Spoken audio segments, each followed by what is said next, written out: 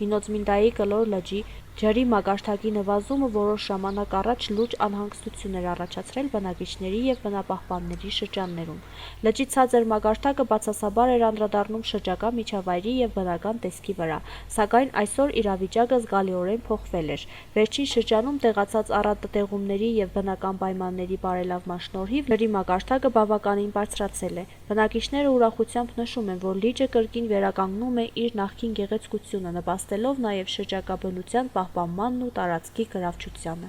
Դարապես մի ամիսվան ընթացքում լավ մակարդակը բարձրացավ, շատ լավ էր ստացվել,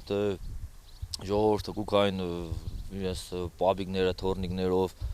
երիտասարդները գուքային, ամեն առավոտ լիքը մարդիկ կան, որ իհարկե սերդի պրոբլեմ ունի, գուքան քայլենգը, լաջին բոլորը, մենք երեկոյան կամ առավոտ շուտ գուքան գալի, բայց որ ինչ-որ շատ լավ է բոլորիս համար էլի։